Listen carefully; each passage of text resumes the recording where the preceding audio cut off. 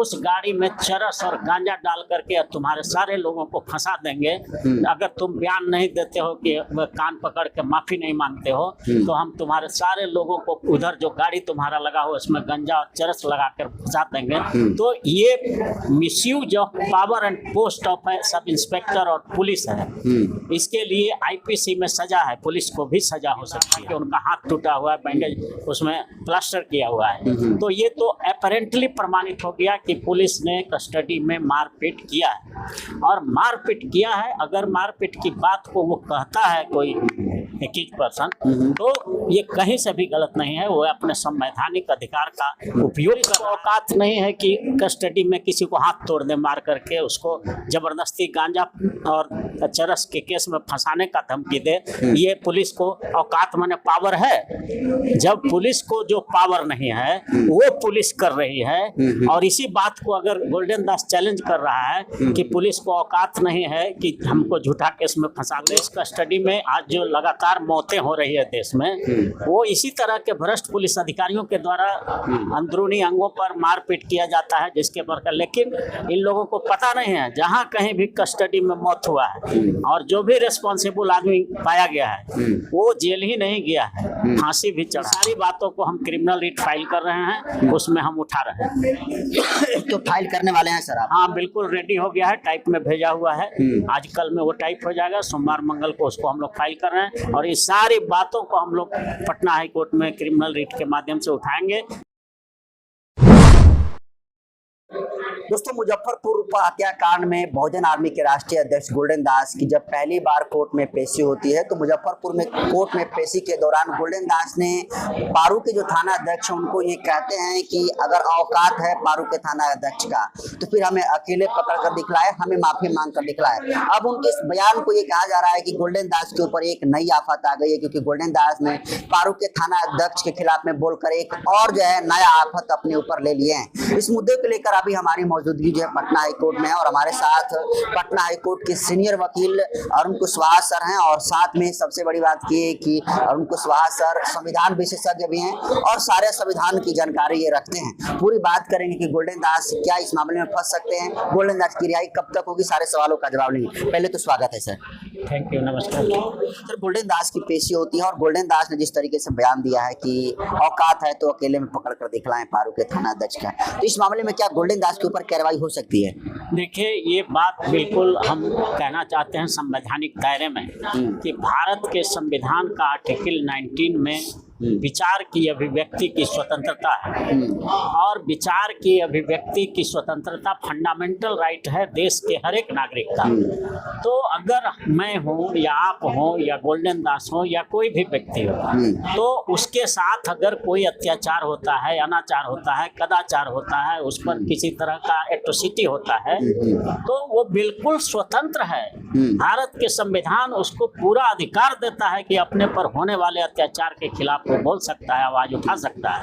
और अगर गोल्डन दास ने ऐसा कहा है कि दबाव में ला करके हमको बयान दिलवाया गया है, हाँ, ऐसा धमकी दिया गया पुलिस अफसरों के द्वारा कि देखो तुम्हारा जो उधर गाड़ी है महंगी वाली रखा हुआ जिसमें जो दूसरे लोगों का है, उस गाड़ी में चरस और गांजा डाल करके तुम्हारे सारे लोगों को फंसा देंगे। अगर तुम बयान नहीं देते हो कि कान पकड़ के माफी नहीं मांगते हो तो हम तुम्हारे सारे लोगों को उधर जो गाड़ी तुम्हारा लगा हो उसमें गंजा और चरस लगा कर फंसा देंगे। तो ये misuse of power and post of sub inspector और पुलिस है। इसके लिए आईपीसी में सजा है, पुलिस को भी सजा हो सकती है। अगर प्रमाणित हो गया कि ऐसी बात कही गई, वीडियोग्राफी से पता चल रहा था कि, और उसके बाद ये देखने को भी मिल रहा था कि उनका हाथ टूटा हुआ है, बैंडेज उसमें प्लास्टर किया हुआ है। तो ये तो अपेरेंटली प्रमाणित हो गया कि पुलिस ने कस्टडी में मारपीट किया है और मारपीट किया है। अगर मारपीट की बात को वो कहता है कोई एक पर्सन तो ये कहीं से भी गलत नहीं है। वो अपने संवैधानिक अधिकार का उपयोग कर रहा है, उसको रोका नहीं जा सकता। देखिए, एक शब्दों की तो मर्यादा होनी चाहिए सर। आप उस पुलिस वाले की औकात की बात कर रहे हैं तो आपको नहीं लगता है बोलने की तो आज़ादी है, लेकिन बोलने का मतलब ये थोड़ा हुआ कि किसी को जो संवैधानिक पद पर है उसके लिए आप तू तड़ाक भाषा का इस्तेमाल करिएगा, उसकी औकात की बात करिएगा। देखिए, औकात शब्द जो है उसका मीनिंग जो होता है कि औकात का मतलब होता है उतना हाइट नहीं है। जैसे पुलिस को औकात नहीं है कि कस्टडी में किसी को हाथ तोड़ दे मार करके, उसको जबरदस्ती गांजा और चरस के केस में फंसाने का धमकी दे, ये पुलिस को औकात माने पावर है? जब पुलिस को जो पावर नहीं है वो पुलिस कर रही है, और इसी बात को अगर गोल्डन दास चैलेंज कर रहा है कि पुलिस को औकात नहीं है कि हमको झूठा केस में फंसा दे और हमको दबाव में दे करके इस तरह का करना, तो ये पावर की बात हो रही है। औकात का मतलब उसको पावर नहीं है, तो उसने गलत कहाँ बोला? पुलिस को पावर कहीं से भी नहीं दिया गया है कि किसी कैदी को आप पकड़ करके और उसको मार करके, हाथ तोड़ करके और चरस और गांजा के केस में फंसाने की धमकी दे करके उसके लोगों को, और आप जो है उसको माफी मंगवाइए, कान पकड़वाइए कैमरा के सामने। ये पुलिस के पद का और उसके पावर का बिल्कुल मिसयूज है, दुरुपयोग है, और इसके लिए आईपीसी में सजा है। ये सारा पुलिस अधिकारी भी जानता है और देश के सारे वकील जानते हैं, सारे न्यायाधीश जानते हैं। सर, मुजफ्फरपुर के जो वकील हैं जो गोल्डन दास के केस को मुजफ्फरपुर कोर्ट में देख रहे हैं, उनका ये कहना है कि गोल्डन दास को दोनों हाथों को जो है मारकर फ्रैक्चर करने का काम किया गया है, पैर को मारा गया है, बंदूक के कुंदा से किडनी पर जो है मारने का काम किया गया। तो आपको नहीं लगता है कि गोल्डन दास को इतना बेरहमी तरीका से जिस तरीके से पीटा गया, उसको खत्म करने का एक तरीके से कहें तो प्रयास किया गया है? बिल्कुल बिल्कुल, ये होता है। पुलिस कस्टडी में आज जो लगातार मौतें हो रही है देश में, वो इसी तरह के भ्रष्ट पुलिस अधिकारियों के द्वारा अंदरूनी अंगों पर मारपीट किया जाता है, जिसके पर लेकिन इन लोगों को पता नहीं है, जहाँ कहीं भी कस्टडी में मौत हुआ है और जो भी रिस्पॉन्सिबल आदमी पाया गया है वो जेल ही नहीं गया है, फांसी भी चढ़ा है। इसलिए वैसे ये एक ब्रूटल मर्डर है। आपके कस्टडी में कोई कैदी है और आप उसको मारने की नीयत से, जान मारने की नीयत से उसके वाइटल पार्ट पर हमला कर रहे हैं, मार रहे हैं, टॉर्चर कर रहे हैं, तो अगर उसके साथ कुछ होता है तो वो सारे पुलिस पदाधिकारी पर भी मर्डर का केस चलेगा। और पुलिस कस्टडी में मर्डर का तो और बहुत सीरियस मामला होता है, उसमें फांसी और आजीवन कारावासी होता है। तो ये बहुत जघन्य अपराध है। जो पुलिस अगर ऐसा हुआ है तो पुलिस के द्वारा ये बहुत जघन्य अपराध है। इन सारी बातों को हम क्रिमिनल रिट फाइल कर रहे हैं, उसमें हम उठा रहे हैं। तो फाइल करने वाले हैं सर आप? हाँ बिल्कुल, रेडी हो गया है, टाइप में भेजा हुआ है, आज कल में वो टाइप हो जाएगा, सोमवार मंगल को उसको हम लोग फाइल कर रहे हैं। और इस सारी बातों को हम लोग पटना हाई कोर्ट में क्रिमिनल रिट के माध्यम से उठाएंगे कि पुलिस ने क्या क्या अत्याचार किया है। और हम ये भी मांग करेंगे कि गोल्डन दास को यहाँ बुला लिया जाए पटना हाई कोर्ट में, और फ्री रूप से, खुले रूप से उसका स्टेटमेंट यहाँ पर सुन लिया जाए कि उसके साथ क्या क्या अत्याचार किया है पुलिस वालों ने। पहली बार जब जज के सामने गोल्डन दास का बयान हुआ तो गोल्डन दास ने सच्चाई बताई, और बीच रास्ते में जो गोल्डन के वकील है वो कह रहे हैं कि उन्हें मारा पीटा गया बीच रास्ते में बयान देने के बाद। तो यही तो पद का पुलिस ने अपने पद और पावर का मिसयूज किया है, जिसके लिए चाहिए था कि गोल्डन दास के लोग को चाहिए था कि एक कंप्लेंट केस कोर्ट में करते।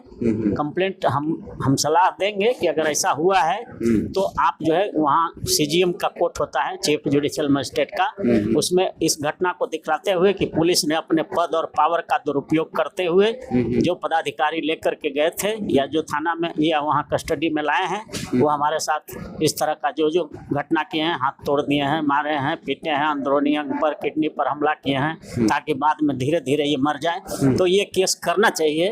और सीजीएम क्या होगा, सीजीएम अगर कॉग्निजेंस लेता है तो वहाँ गवाही पर केस हो जाएगा और सजा होगा ऐसे लोगों को। आईपीसी में इसका प्रावधान। सर, जो मुजफ्फरपुर कोर्ट के जो वकील हैं मिथिलेश और सुशील कुमार, उनका ये कहना है कि गोल्डन दास को पीछे फंसाने के पीछे पुलिस और पॉलिटिशियन का हाथ है। ये बिल्कुल एकदम बिल्कुल, ये तो मानी हुई बात है। उसी दिन प्रमाणित हो गया था जिस दिन एफआईआर के बयान में लिखा हुआ था कि 12 बजे रात में माता पिता के सामने 14 वर्ष के लड़की को 5 नौजवान आकर के और उठा करके ले जाते हैं और रात भर बलात्कार करते हैं, लाश को छत बिछत करके फेंक देते हैं तालाब में। तो जो ही उठा करके ले गया और अपहरण का केस आपने ही लॉन्च किया है, तो वहीं से ये साबित हो रहा है कि पुलिस जो है प्रेजुडिस होकर काम कर रही है, वो अपराधियों को बचाने की काम कर रही है। और उसमें मेडिकल रिपोर्ट में भी एक डॉक्टर लिख दिया, मेडिकल बोर्ड नहीं बैठाया गया इतना जघन्य अपराध में। तो ऐसी परिस्थिति में एक मेडिकल बोर्ड भी बनना चाहिए जो बिहार के बाहर के डॉक्टर हो, जिस पर बिहार के पॉलिटिशियन का दबाव न हो, और रूलिंग कास्ट वाले लोग जो उसमें हैं उन लोगों का दबाव वहाँ न चले पुलिस पर और डॉक्टर पर, और सही रिपोर्ट हो ताकि पीड़िता के परिवार को न्याय मिल सके। पॉलिटिशियन को क्या दिक्कत हो सकता है सर? गोल्डन दास की उम्र भी क्या हो ही रही है, गोल्डन दास से क्या दिक्कत हो सकती है, पॉलिटिशियन हो चाहे पुलिस को? पुलिस को ये दिक्कत हो रही है कि जितने भी बिहार में थानाओं में या कहीं कहीं कहीं भी भ्रष्ट पुलिस पदाधिकारी जो हैं, सारे लोग भ्रष्ट नहीं हैं, बहुत ईमानदार भी पुलिस पदाधिकारी हैं, लेकिन जो भ्रष्ट पुलिस पदाधिकारी हैं उनका दुकान, उनका कमाई बंद हो रहा था। क्योंकि गोल्डन दास एकदम तूफान और चट्टान की तरह खड़ा होता था कि भारत के संविधान के अनुसार काम करिए, SC ST एक्ट के अनुसार काम करिए, और जो भी माने कानून है, संविधान है, उसके तहत काम करिए। तो इन लोगों को जो भ्रष्ट पुलिस पदाधिकारी हैं उनका कमाई बंद हो रहा था, इसलिए पूरा बिहार भर का सारे भ्रष्ट पुलिस पदाधिकारी इनके खिलाफ पड़ा हुआ है और झूठा मूठा 25-30 मुकदमा इन पर करके रखा है। तो कब तक रिहाई है सर, गुंजाइश गोल्डन दास की रिहाई की कब तक है? हाँ, बेल का पिटीशन फाइल हो गया है और शायद 8 तारीख को डेट पड़ा है। मुजफ्फरपुर के लोग हैं, अभी कर रहे हैं, हम वहाँ हो जाएगा तो वहीं से ठीक है, नहीं होता ड्राफ्ट तो बेल का हम ही ने किया है, सब तैयार किया है। वहाँ अगर हो जाता है तो 8 तारीख को सुनवाई है, उस दिन हो जाना चाहिए, और नहीं होता है तो फिर हम लोग हाई कोर्ट में हैं, यहाँ से कराएंगे, यहाँ तो बेल हो जाएगा उनका। चलिए, तो देखिए अरुण कुशवाहा सर थे, गोल्डन दास के प्रकरण को लेकर बड़ा बयान दिया है और पुलिस पर भी कार्रवाई करने की उन्होंने बात कही। उसको आप कैसे देखते हैं, कमेंट कर दीजिए। बहुत बहुत धन्यवाद।